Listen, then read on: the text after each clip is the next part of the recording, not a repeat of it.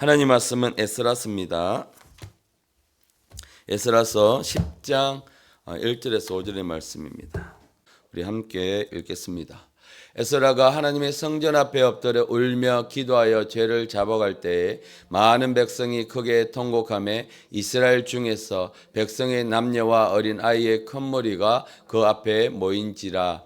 엘림 자손 중 여히엘의 아들 스가냐가 에스라에게 이르되 우리가 우리 하나님께 범죄하여 이 땅 이방 여자를 맞이하여 아내로 삼았으나 이스라엘에게 아직도 소망이 있나니 곧 내 주의 교훈을 따르며 우리 하나님의 명령을 떨며 준행하는 자의 가르침을 따라 이 모든 아내와 그들의 소생을 다 보내기로 우리 하나님과 언약을 세우고 율법대로 행할 것이라. 이는 당신이 주장할 일이니 일어나소서 우리가 도우리니 힘써 행하소서 하니라. 이에 에스라가 일어나 제사장들과 레위 사람들과 온 이스라엘에게 이 말대로 행하기를 맹세하게 하며 무리가 맹세하는지라. 아멘. 오늘은요, 세상과 이혼하라 라는 말씀의 제목으로 함께 아침에 은혜를 받고자 합니다.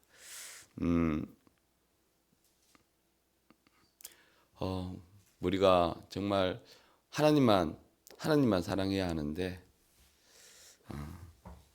너무나 세상을 사랑하다 보니까 우리가 예수 그리스도의 신부로서의 그 정체성을 잊어버리고요, 세상을 너무 사랑하는 때를 살고 있습니다. 그래서 우리가 오늘 이 말씀을 통해서 우리는요, 세상과 이혼을 해야 합니다. 정말 벌써 5월 중순입니다. 눈 깜짝할 새 시간이 지나가고 있죠. 이 시간의 속도는 참으로 정말로 감당하기 힘들 정도로 힘듭니다. 어른들의 말씀에 20대에는 20km, 30대는 30km, 40대는 40km 이때까지만 하더라도 시간이 나에게도 충분히 시간이 있고 여유가 있구나라고 생각했는데 50대에 들었으니까 50km씩 달려가기 시작하는데 벌써 그러니 참 이게 나이가 들면 들수록 이 시간은 뭐 자동차의 속도계와 같다고 하는 것처럼 너무 손살같이 지나가고 있으니까요. 준비할 시간이 얼마 없다. 우리가 넉장 부릴 시간이 별로 없다. 내 문제 때문에 끙끙대면서 제발 내 문제 좀 풀어달라고 그냥 하나님 앞에 어려움을 부릴 때가 아니다. 이런 생각을 계속하면서 제가 하루를 살아가고 있습니다. 정말 눈 깜짝할 새 지나가는 것 같습니다. 이제 5월달 지나고 6월달이면 벌써 1년에 반 6개월이 지나가는 거잖아요. 정말 1월달에 추위가 엊그제 같은데 어느덧 밖에 나가 보니까 잎이 풍성해져 있고 하루하루가 또 달라져 있고요. 벌써 이제 더워지고 있습니다.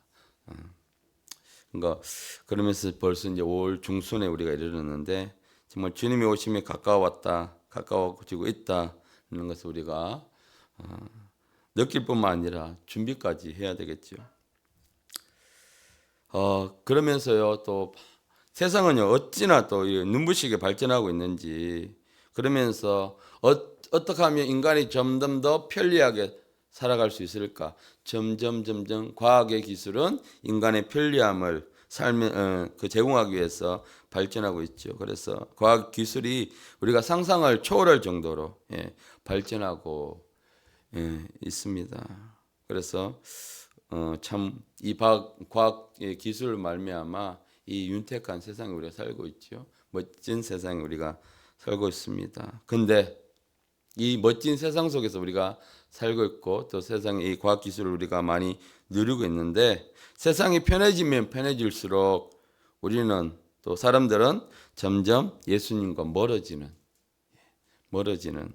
그런 경향들을 많이 보이고 있습니다. 여러분, 목회 데이터 연구소라는 여론조사 기관이 있습니다. 주로 이제 기독교 여론들을 많이 조사하는 기관인데요. 요즘 대통령 선거를 하니까 여론 이 조사가 참 많이 이제 주목을 받고 있는데, 이 목회 데이터 연구소의 조사 결과가 있었어요. 한 조사가 우리에게 우려를 주고 있습니다. 현재 교회를 출석하고 있는 기독교 청년 중 상당수가요, 미래의 신앙을 유지할 내가 미래의 신앙을 계속해서 신앙을 유지할 것이라고 하는 유지할 수 없을 것이라고 하는 이런 대답을 내놓았습니다. 그래서 상당수가 미래의 신앙을 유지할지 불확실하다고 대답했는데, 또 청소년들의 신앙 유지 비율 또한 이런 불안정한 모습을 보이고 있습니다. 그래서 지금 현재 교회를 다니고 있는 우리 청년부터 시작해서 어린이들까지 다음 세대 혹은 미래 세대라고 하고 있는데, 내가 앞으로 계속 신앙생활을 할 것이다, 내가 계속 앞으로 신앙을 유지할 것이다라고 대답하는 그 청년들의 비율이 점점 줄어들고 있다는 거예요. 전체 인구에서 2030 세대 또 청년 세대 기독교인의 비율이 전체 비율에서 10%도 안 된다는 거예요. 전 인구에서. 이런 보도는요, 참 우리나라가 더 이상 유럽을 걱정할 수준이 아니라, 또 외국으로 선교사님을 보낼 때가 아니라 지금 우리 안에 우리 다음 세대들이 우리 선교지라는 거예요. 점점 젊은 세대들이 왜? 이 과학의 기술과 세상의 편리함에 젖어 있어서 점점 신앙을 멀리하고 교회를 떠나고 있다는 거예요. 여러분, 이 다음 세대들이 교회를 떠나는 이유가 참 여러 가지 있겠죠. 교회 안에서도 원인이 있을 수 있습니다만은, 가장 큰 원인은요, 세상의 교회보다 더 재미있다는 거예요. 더 많은 유익을 준다는 거예요. 그 젊은 세대들에게. 이런 거 아니겠습니까? 마치 맛있는 음식이 가득한 뷔페 앞에서 아이들이 정신없이, 또는 사람들이 정신없이 뛰어노는 것처럼. 잘 차려진 뷔페집에 가면 우리가 뭘 먹을지 막 고민하지 않습니까? 뭘 먹어야 제대로 먹고 뭘 먹어야 맛있게 먹을 수 있을까? 마치 정신이 뺏기는 것처럼 세상은 끊임없이 우리 눈과 귀를 사로잡아서 매력적인 것으로 우리를 채워주고 있다는 것입니다. 화려한 영상, 자극적인 이야기, 편리한 기술들은요, 우리들의 마음이 쉽게 뺏깁니다. 그래서 이런 것들이 우리들의 마음을 쉽게 빼앗아가고 있습니다. 그런데 교회는 어떻습니까? 이 세상처럼 예전에는 교회가 더 많은 것들을 줘서 사람들이 교회 안으로 오면 이런 것들을 얻었고 누릴 수 있어서 교회로 왔지만, 이제는 역전됐죠. 그래서 교회가 세상처럼 이렇게 화려한 것들을, 재미있는 자극적인 재미를 줄 수가 없습니다. 교회가 줄 수 있는 것은 무엇입니까? 오직 살아계신 하나님, 복음이죠. 변화시킬 수 있는 예수 그리스도의 복음, 그리고 성령의 역사. 이것이 오직 교회가 사람들에게 줄 수 있는, 보여줄 수 있는 것들입니다. 오늘 우리 본문에서 에스라 선지자는요, 하나님의 성전 앞에서 통곡을 하고 회개를 하고 있습니다. 왜 그렇게 오늘 에스라 선지자가 회개하며 통곡을 하고 있는가? 그가 살고 있는 시대는 어떤 시대입니까? 바벨론 포로 시대요. 그 시대를 살아가고 있는 사람이 바로 이 에스라 선지자입니다. 에스라 선지자는 율법을 연구하는 학자이고 선지자이고 제사장입니다. 그래서 1차 바벨론 포로, 2차 바벨론 포로, 3차 바벨론 포로의 귀환의 역사가 이제 구약에 기록되어 있는데요. 근데 이 에스라 선지자가 살았던 시대는 2차 바벨론 포로 귀환의 시대에 살고 있습니다. 그러니까 1차 바벨론 포로의 귀환이 80년이 지난 그 시대, 지난 이후에 그 시대를 살고 있습니다. 그래서 이스라엘 백성들이 하나님의 명령을 어기고 이방 민족들과 결혼하는 죄를 저지른 사실을 알고 그가 기쁜 슬픔과 수치감이 휩싸여 있습니다. 이 선지자가 활동할 시대를 제가 말씀드렸습니다만, 바벨론 제국이 멸망하고 성경에는 바사로 되어 있는데요, 우리가 많이 배우는 페르시아 제국, 바로 이 바사 제국입니다. 이 페르시아 제국에 의해서 바벨론이 멸망하고 다시 페르시아 제국이 전 세계를 지배하고 있을 이 시기입니다. 그래서 이 바사의 왕은 우리가 많이 이름을 들었습니다. 고레스 왕, 많이 이름을 들었죠. 고레스 왕은요 바벨론의 포로 정책과는 달리 이 포로의 유화 정책을 따라서 그 바사 제국이 지배하고 점령하고 있는 포로들, 그 나라들에게요, 그 포로들에게 예전에 바벨론 제국에서 잡혀와서 타국에서 포로 생활을 하고 있던 그 포로들에게 자국으로 돌아갈 수 있는 그런 기회를 줬습니다. 그러니 어떻습니까? 그동안 이 바벨론의 무시무시한 포로 생활을 하다가 이제 바사 제국, 페르시아 제국은 이 포로들에게 고국으로 돌아갈 수 있는 이런 자유를 주니까 포로들은 이 바사 제국의 우호적인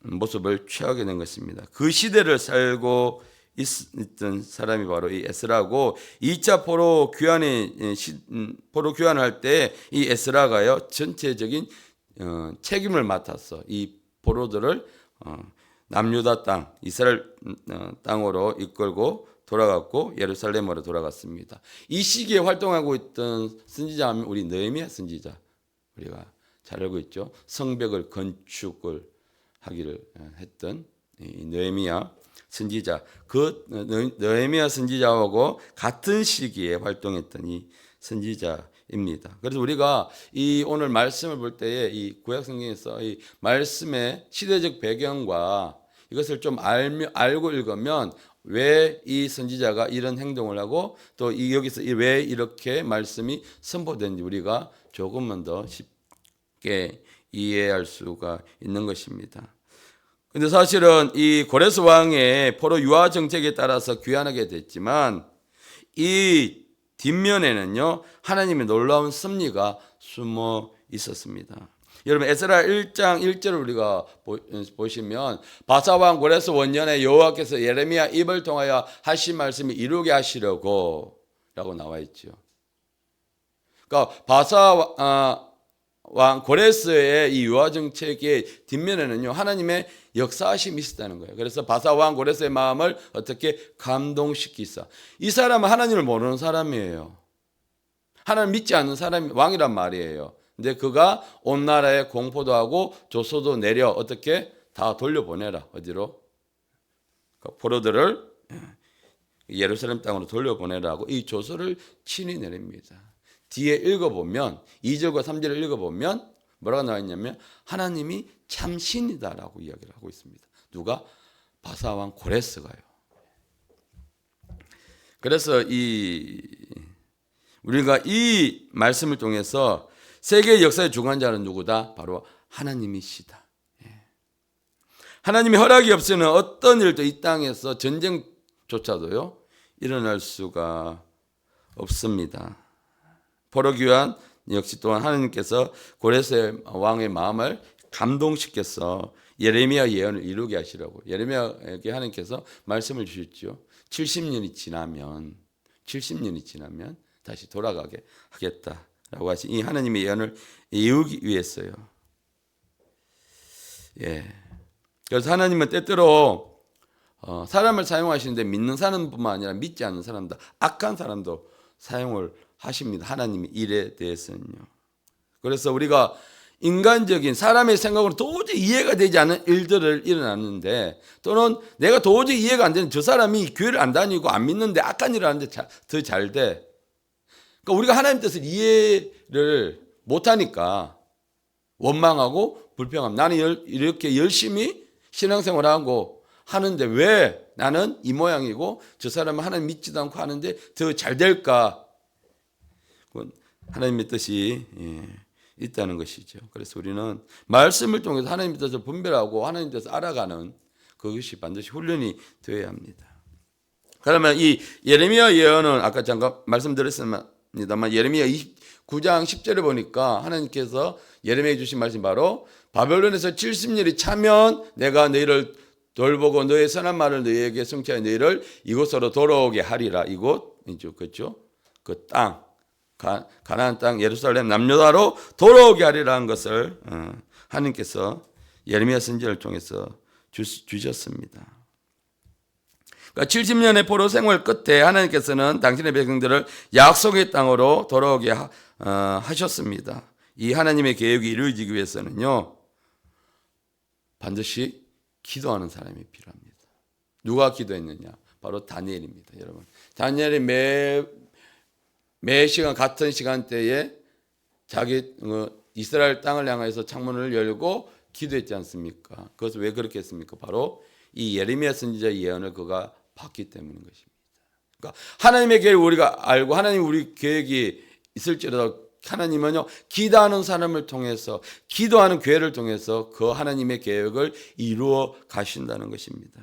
아무리 하나님의 계획이 이곳에 있다 할지라도 기도하지 않으면 하나님의 계획이 내 속에 분명히 있어 나에게 보여주셔서 어떤 사람을 꿈을 통해서, 다른 사람의 꿈을 통해서 나의 그 일들을 보여줘서, 그러면 그것을 품고 우리는 기도를 해야 합니다. 하나님께 나에게 보여주시니까 나는 기분이 좋아, 그래서 그냥 잊어버리고 있으면 안 된다는 것이죠. 여러분, 이 지긋지긋한 포로 생활에서 구원해 주신 하나님의 은혜를 이제를 망각한 채, 항상 사람이 그래요. 어려울 때는 하나님 앞에 줄기차게 매달려요. 그런데 내 사정이 나아지고 문제가 풀어지고 살만하면 하나님의 은혜를 잊어버리고 삽니다. 그래서 하나님께서요, 나를 떠나지 말라고 사람들에게 일깨움을 주십니다. 고난을 주시는 것입니다. 고난이 없으니까 그냥 세상에 젖어 떠내려 가면서 사는 것이 바로 그리스도뿐만 아니라 모든 사람들의 그는 삶의 방식이죠. 그래서 남유다 백성들은요, 다시 죄악의 길로 들었습니다. 하나님께서 분명하게 금하셨습니다. 이방 사람들과 이방인들과 혼인하지 말라 했는데요. 그래서 하나님께서 출애굽 당시 하나님께서는 가나안 땅의 원주민을 남김없이 쫓아내라. 민수기에 보면 하나님께서 내가 가나안 땅을 너희에게 줄 텐데 너희가 가장 먼저 할 일이 뭐냐? 그 안에 있는 원주민들을 모두 다 쫓아내라. 민수기 33장 51절 52절을 보니까 이스라엘 자손들 하나님께서 분명히 말씀하셨습니다. 너희가 요단강을 건너 가나안 땅에 들어가거든 그 땅의 원주민을 너희 앞에서 다 뭐하라? 몰아내라. 그 안에 그 새긴 석상과 부어만든 우상들을 깨트려버리고, 하나님의 첫 번째 명령이 뭐냐면 그 안에 있는 원주민들 모두 다 몰아내라고 말씀하셨습니다. 그런데 그렇지 않으면 내가 이 말을 순종하지 않고 그들을 남겨둔다면 그들은 너희에게 가시가 되고 옆구리를 찌르는 고통이 될 것이다. 너희가 만일 그 땅의 원주민을 너희 앞에 내몰지 아니하면 너희가 남겨둔 자들이 너희 눈에 가시가 되고 너희 옆구리를 찌르는 것이 되어 너희가 거주하는 땅에서 너희를 괴롭게 할 것이다. 여러분, 우리가 세상이 좋다고 세상과 어울려 살다 보면요, 그렇습니다. 우리 몸은 편하죠. 자꾸만 우리를 몸을 편하게 만드는 것이 과학 기술입니다. 인간의 어떤 만족을 원하는 것이. 그런데 결국 이 편안함이 우리가 영적으로 성장하는데, 우리가 자라나는데, 우리가 예수 그리스도 신부로 되는데 뭐한다? 옆구리를 찌르고 우리의 방해물이 되고 우리를 괴롭게 하는 것이 된다는 거예요. 그래서 하나님께서 뭐라 하십니까? 내쫓아라. 다 하나도 남기지 말고 싹 다 내쫓아라고 분명하게 이스라엘 백성들에게 말씀하셨습니다. 하나님께서는 이스라엘 백성의 이런 감을 너무나 잘 아셨기에 그들이 가나안 땅 원주민들에게 물들어 우상숭배에 빠지고 하나님을 떠날 것을 염려하셨기 때문에, 너무나 잘 알고 계셨기 때문에, 하나님 우리를 너무나 잘 알고 계십니다. 그래서요, 우리에게 감당할 시험밖에는 허락하지 않으시고 우리가 감당할 축복밖에 허락하지 않으십니다. 그리스도인들조차도요, 한 방을 원합니다. 뭘 삽니까? 로또를 삽니다.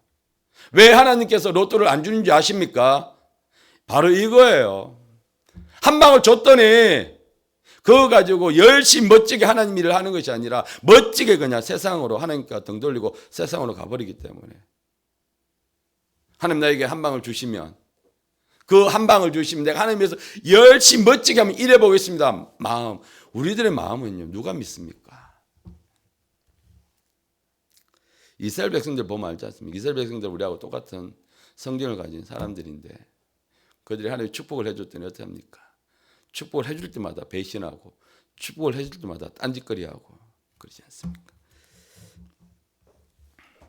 그래서 하나님께서 신명기 20장 18절 말씀에 분명하게 그들에게 말씀을 하셨습니다. 함께 읽겠습니다. 이는 그들의 행하는 모든 가정한 일을 너희에게 가르쳐 본받게 하여 너희가 너희 하나님 여호와께 범죄할까 함이라. 아멘. 하나님은 아셨다는 거예요. 그래서 이스라엘 가나안 땅에 있는 모든 족속과 원주민 한 명도 남기지 말고 다 진멸하고 내쫓아 버려라. 그런데 결국은 이스라엘 백성들은 하나님의 명령을 불순종하여 가나안의 족속 중 일부와 그 여호수아를 읽다 보면은 속았어 그랬지만 화친을 맺지 않습니까? 그래서 여러분 이런 것들, 그러니까 성경이 유기적으로 연결되어 있기 때문에 이런 것들 알게 되면 왜 이스라엘 백성들이 그렇게 가나안 땅에서 온전히 누리지 못하고 고생하게 되었는가? 우리는 성경이 분명히 다 하나님 말씀하고 계십니다. 그러니까 이것을 알게 되면 성경 읽을 때 우리가 좀 더 재미있게 말씀을 읽을 수 있게 되는 것이죠. 여러분 우리가 살고 있는 것은 이 땅이지만 우리는 진정한 국적은 어디입니까? 대한민국이 아니라 하나님의 나라에 우리가 백성이죠. 우리 국적은 하나님 나라입니다. 이스라엘 백성들이 가나안 원주민들에게 물들어서 우상숭배를 했던 것처럼 우리도 또한요 세상에 물들어서 하나님을 멀리하거나 심지어 버리는 경우가 얼마나 많이 있습니까? 잘 믿다가도 축복을 받아서 물질의 축복을 받아서 있다 보면 이 사람의 마음은 간사하기 때문에요.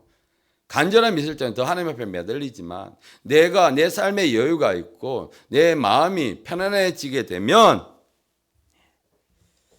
우리는요 점점 하나님과 멀어집니다. 이스라엘 백성들이 그랬습니다. 들어갔어. 하나님 약속한 땅에 들어갔어. 이제 더 이상 방황하지 않아도 되고 떠돌아다니지 않아도 되고 더 이상 누군가의 식민지 생활을 포로 생활을 하지 않아도 되니까 내 땅이 있고 내 집이 있으니까 이스라엘 백성들은요 하나님을 버렸습니다.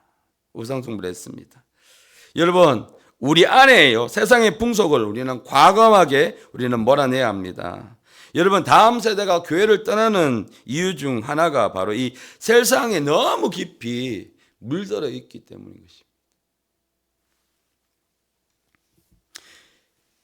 여전히요 그들은요 한 발은 하나님께 또 다른 발은 세상에 걸치고 있습니다. 그러다가 결국요 어떻게 합니까? 하나님께 걸친 그 발마저 빼버리고 바로 어디로? 세상으로 나아가 버립니다. 여기 우리 모든 부모님들이 계신데요. 사랑하는 부모님, 우리의 자녀들이요 기도하지 못하고 세상 일에 바빠서 세상적인 성공에 하고 있는데 우리가 그것에 대해서 더 기뻐하지 마시고 우리는 눈물로 기도하셔야 합니다. 우리들의 자녀들이 어떤 신앙생활을 하고 있나? 제가 가장 안타까운 것은 우리 교회 청년들이 기도의 자리에 나오지 않는다는 거예요. 우리는 이것을 놓고 정말 부르짖고 기도해야 합니다. 물론 우리 이웃에 믿지 않는 사람들을 열심히 우리는 복음을 전해야 되죠. 그런데 우리 안에 있는 우리 다음 세대들에게요. 진정 그들에게 하나님의 말씀, 세상에 뺏기지 않고 하나님 앞에 굳건하게 설 수 있는 그런 신앙으로 그들을 양육시켜야 돼요. 중요한 것이 바로 그들은 기도입니다. 기도하지 않으면 영적으로 성장할 수가 없습니다. 오늘 그랬어요. 세상 일에 바쁜데 아이들이 점점 세상에서 자리를 잡고 있어. 성공하고 있어. 안정적인 직장을 가지고 있어. 그걸로 절대 기뻐하시면 안 된다는 거예요. 얘가 어떻게 지금 예배를 드리고 있나? 그들의 마음에 진짜 하나님이 살아계신가? 그렇지 않다면 우리는 눈물로 우리는 기도를 하셔야 합니다. 이스라엘 백성들은요, 결국 세상에 삼킴을 당하고 하나님을 잊어버린 채 우상 숭배를 하다가 멸망을 당했습니다. 오늘 우리가 읽었던 에스라서를 보면 알지 않습니까? 바벨론 땅에 아수르에게 다 북이스라엘과 남유다가 다 멸망을 당했습니다. 왜 그렇습니까? 왜 다윗 시대에 이 하나님께서 축복받은 이스라엘 땅이 왜 두 쪽으로 나누어졌습니까? 솔로몬을 지났어요. 우상숭배 때문에 그러지 않습니까? 우상숭배 때문에. 결국 그 우상숭배를 통해서 회개하지 못하고 결국 하나님은요, 아수르와 바벨론 땅을 들어서서 이스라엘 백성들에게 징계를 하십니다. 사랑하니까 징계를 하신 것입니다. 하나님보다 세상을 더 사랑하는 자녀, 기도하지 않는 자녀를 위해서 우리는 간절히 부르짖어야 합니다. 오늘 저녁에도 우리가 무엇보다도 우리 다음 세대를 위해서 우리는 더 간절하게 부르짖어야 합니다. 다음 세대들이 결국 우리 교회 또한 청년들이요, 이 기도할 수 있는 자리 겨우 주일만 예배 드려서는 안 되거든요. 우리들의 자녀가 겨우 주일만 예배 드린다. 여러분 정말 심각하게 하나님 앞에서 기도하셔야 합니다. 지금 어떤 세대입니까? 세상이요 삼키고 있는 이때입니다. 왜? 누구를? 다음 세대들을. 얼마나 살기 좋습니까? 얼마나 편합니까? 내가 조그만 세상적으로 물질만 가지고 있으면 너무나 살기 좋은 세상이 바로 이때입니다. 그러니까 이때 마음이 세상에 뺏겨버리니까 어떻게 하나님 앞에 나올 수 있습니까? 기도하지 않아도 내가 조금만 노력하면 나는 내가 하고 싶은 거 여유를 가지면서 누릴 수 있는 세상이 바로 이 세상이고요. 내가 조금만 노력하면 남들보다 더 편하게 나의 삶을 누릴 수 있는 세상이 바로 지금 이때인 것이죠. 그래서 원수의 전략은요, 핍박하지 않습니다. 네. 좋은 것을, 몸이 좋은 것을 자꾸만 그들에게 주지요. 그런 예화 있지 않습니까? 나그네 외투를 벗기는 것이 차가운 바람입니까? 아니면 따뜻한 햇살입니까? 차가운 햇살 가지고는 절대 나그네 외투를 벗길 수가 없지요. 따뜻한 햇살. 따뜻한 햇살을 줄 때 나그네는 저절로 옷을 벗게 되는 것이죠. 그래서 여러분 우리가 정말 기도를 함께, 누군가가 아니라 우리가 함께 기도를 해야 합니다. 여러분 우리가 오늘 에스라서 10장을 봤지만 우리 에스라서 9장부터는 에스라 선지자의 애끓는 회개 기도가 기록되어 있습니다. 1절 2절 말씀해 보시면 2일 후에 방백들이 내게 나와 이르되 이스라엘 백성과 제사장들과 레위 사람들이 이 땅의 백성들에게서 떠나지 아니하고 가나안 사람들과 뭐 했다고요? 그들의 딸을 아내로 며느리로 삼아 거룩한 자손이 그 지방의 사람들과 뭐 했다? 섞였다. 우리가 세상 사람들하고 섞이는 거예요. 우리는 세상에 살지만 우리는 구별돼야 되죠. 우리는 내가 거룩하니 너희도 거룩하라. 우리는 하나님께 속한 자들이기 때문에 우리는 거룩한 자로 이 땅에 살아가야 되는 것이죠. 그런데 섞였다는 거예요.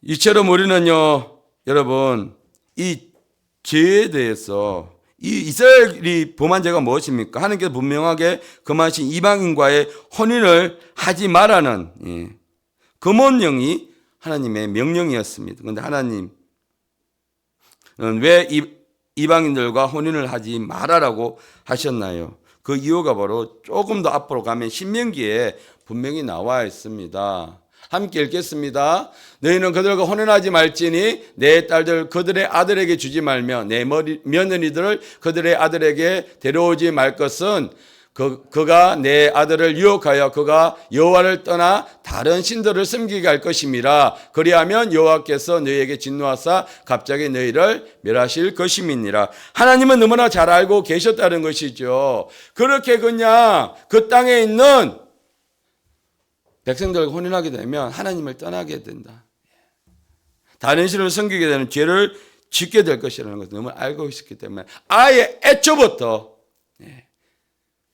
그들의 딸과 그들의 아들들을 주지도 말고 데려오지도 말라라고 하나님께서 분명하게 명령을 하셨습니다. 우리에게도 하나님께서 분명하게 말씀을 하시죠. 그런데 사람들은 말씀은 그냥 설교 때만 간직하고 세상에 나가면 말씀을 버리는 것 같아요. 말씀 없이 내 뜻대로 내가 좋아하는 보기 좋은 대로 그렇게 생각하니까 점점 타협을 하니까 이가 죄가 더 이상 죄가 되지 않는 것입니다. 이스라엘 백성도 반드시 하나님의 명령을 어겨서 이 죄를 지었음에 불구하고 그들이 여전히 딸들을 취하고 또 며느리로 맞이하고 이런 일들이 비일비재했다는 것이죠. 그러니까 에스라 선지자가 말씀을 연구하고 말씀을 읽다 보니까 지금 우리들의 사회와 우리의 생활이 너무나 하나님과 반대되는 하나님 앞에 범죄를 죄를 짓는 일을 범하고 있기 때문에 회개하지 않을 수가 없다는 것이죠. 지금 우리가 살아가고 있는 이 세상 어떤 세상입니까? 하나님 앞에서 정말 순종하고 말씀에 복종하는 그 세대입니까? 시대입니까? 아니지 않습니까? 어떻게든 차별금지법을 만들어서 어떻게든 하나님을 대적하는 그 법을 만들어서 이를 만들어서 하나님을 대적하고 하고자 하는 그 시대. 이거는 한국의 문제뿐만 아니라 전 세계의 시대적 흐름입니다. 그래서 깨있는 자들이 거센 성혁명의 파도. 하나님의 성경에 분명하게 남자와 여자로 만드셨는데 더 이상 남자와 여자로만 구별해서는 안 된다. 내가 원하는 대로 나도 남자가 될 수 있고 여자가 될 수 있고 내가 성적인 취향이 독특하면 동물들과도 사랑할 수 있고 이 시대를 살고 있는 우리인데 우리는 정신을 못 차리고 있다는 것이죠. 내가 편하면 내가 아니라면 그만이라는 것이죠. 이것을 바라봤다는 것이 바로 에스겔 선지자의 눈물의 기도였습니다. 여러분 진정한 회개는요 죄를 자복하는 것에서 그치는 것이 아니라 자복한 죄에서 뭐하는 것이다? 돌이켜 하나님께 오는 것이다. 이것이 바로 진짜 회개입니다. 마치 더러운 옷을 벗어던지고 깨끗한 새 옷을 입는 것처럼 우리는 죄악된 이 삶의 방식을 벗어버리고 하나님의 뜻을 따라 살아가는 삶으로 완전히 변화된 삶을 사는 것이 바로 회개라는 거예요. 회개. 그런데 많은 그리스도인들이 회개를 잘못 생각하고 있어요. 주일날 교회에 와서 주님, 양심 아직도 살아 있었어. 주님, 제가 죄를 지었습니다. 예수 피로 저를 용서해 주십시오. 라고 고백은 해요. 그렇게 기도도 하고요. 근데 이것이 바로 그런데 그 삶의 말과 생각과 행동은 전혀 변화가 없어요. 이것이 회개라고 착각을 해요. 이게 회개 아닙니다, 여러분. 그냥 자백이죠. 자백하고 나서는 돌이켜야지. 심지어 세상 사람들도 이렇게 이야기하죠. 야, 너 교회 가서 회개하면 되잖아. 일단 해. 하고 나서 교회 가서 너 교회 가잖아. 너 일요일날 교회 가지? 내일 교회 가지? 그래, 오늘 열심히 달리자. 내일 교회 가서 회개하면 되지. 세상 사람들도 이렇게 이야기해요. 얼마나 엉터리로 그리스도인들이 회개를 했으면 그렇게 말을 하고 다녔으면 세상 사람들조차도 회개를 일회용 밴드 사용하듯이 우리는 정말 이런 여러분 말들 통해서 우리는 정말 진짜 회개해야 합니다. 왜냐하면 너무나 많은 그리스도인들이 세상과 타협을 하고 있기 때문인 것이죠. 여러분, 이 작은 타협은요 불순종의 씨앗이 됩니다. 그래, 내가 오늘만 하고 내가 다음부터 안 하면 되지. 결국 이 불순종은요 뭐가 됩니까? 죄의 통로가 되는 거예요. 한 번 타협하고 두 번 타협했다. 아니, 나는 내일 다음 주부터 가서 기도하면 되지. 하나님 마음에 계속 가서 그 자리 기도의 자리에 나가라라고 계속해서 마음을 주심에도 불구하고 그냥 세상과 타협합니다. 일이 바쁘니까.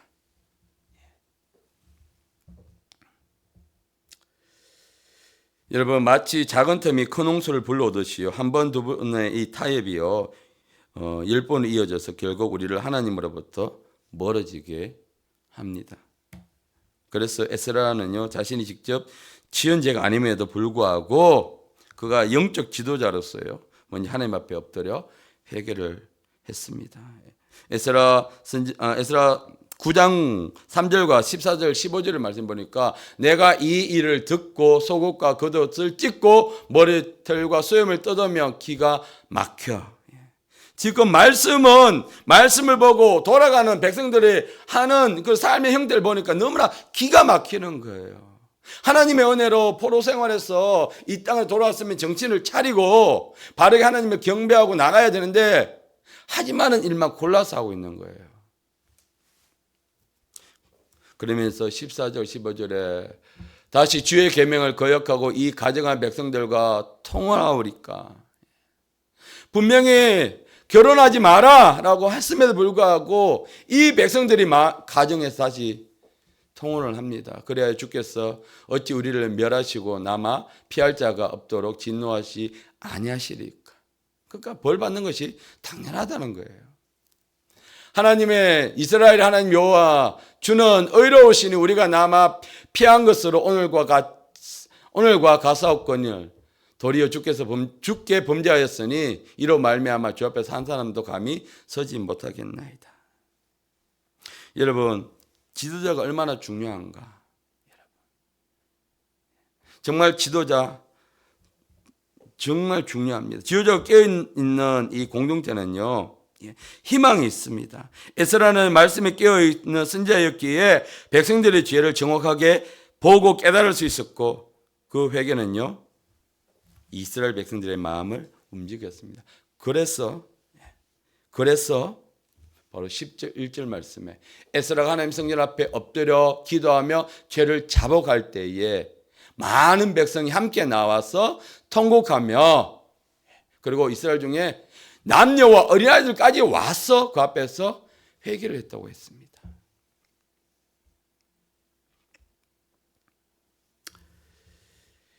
여러분, 이 에스라의 간절한 기도 때문에 백성들이 함께 통곡하며 회개하기를 시작한 것입니다. 이 회개의 모습에 그 중에서요, 이스라엘의 지도자였던 이 엘리메자 son 예히엘의 아들 스가냐가요, 용기 있게 외쳐서 이렇게 이야기를 하죠. 다 읽지는 못하겠습니다만은 이 사람이 일어나서 당신의 말이 맞습니다. 우리가 죄를 지었습니다. 우리가 여전히 하나님의 은혜를 받았음에도 불구하고, 우리가 그렇지 않습니까? 우리가 은혜를 받았음에도 불구하고 여전히 세상에 나가서 죄를 짓고 있다는 거예요. 이제 우리는 뭘 해야 되는지 회개를 해야 된다. 우리는 돌이켜야 합니다. 그래서 끝에 마지막 대로 이 모든 아내와 그들의 소생을 다 뭐하기다? 돌려보내리라. 이방 여인들과 내가 결혼했던 이 아내들과 그들의 소생 며느리들을 그냥 다 자기네들 땅으로 뭐하겠다는 거예요? 이혼하겠다는 거예요. 하나님 앞에서 가정이 깨어질 진정 우리가 돌이키겠다는 거예요. 이것이 바로 회개입니다. 이것이 바로 진정한 회개는 내가 그 삶에서 돌이키는 거예요. 정리하는 거예요. 그것이 바로 진정한 회개가 되는 것입니다. 이제 말씀을 마무리하겠습니다. 에스라 선지자가 이 말에 용기를 얻어서 모든 백성들을 불러놓고 이야기를 합니다. 이방 여자를 아내로 삼아 이스라엘 죄를 더럽게 하였으니 이제 너희 조상들 하나님 앞에서 너희 죄를 자복하고 그의 뜻을 행하여 지방 사람들과 여인들을 뭐하라? 끊어버려라. 오늘 하나님께 우리에게 말씀하십니다. 세상을 뭐하라? 끊어버려라. 세상과 이혼하라. 우리에게 말씀하십니다. 여러분, 사랑하는 가족들 어떻게 끊어버릴 수가 있겠습니까? 우리는 세상을 너무 많이 사랑해요. 이제 우리는 세상과 이혼해야 합니다. 교회 안에서 세상과 깊이 결혼한 사람들이 너무나 많이 있습니다. 우리는 순결한 그리스도의 신부이죠. 그래서 그러나 우리는요, 우리는 너무나도 세상을 사랑하고 세상과 결혼해 있습니다. 여러분, 결혼은요, 누구 합니까? 가장 사랑하는 사람과 하는 것이 결혼이죠. 우리가 진정으로 사랑해야 할 분은 바로 오직 예수 그리스도이십니다. 우리는 예수 그리스도의 신부로서 깨끗하게 준비되고 단장되어야 됩니다. 우리는 하나님께서 우리를 어떻게 사랑하라고 하셨나요? 너는 마음을 다하고 뜻을 다하고 힘을 다하여서, 즉 모든 것을 다 다하여 동원해서 하나님을 사랑하라고 하였습니다. 이것이 바로 우리가 하나님을 사랑해야 될 우리들의 모습입니다. 오늘 이 새벽에 우리들의 마음 기쁜 곳에서부터 세상을 향한 욕망과 헛된 애정을 끊어버리고 오직 신랑 되신 예수님만을 뜨겁게 사랑하기로 결단하는 오늘 하루가 되시기를, 그래서 오직 예수 그리스도와 연합하여 영원한 이 부활의 생명을 누리는 자로 살아가는 여러분이 되시길 예수님의 이름으로 축원합니다.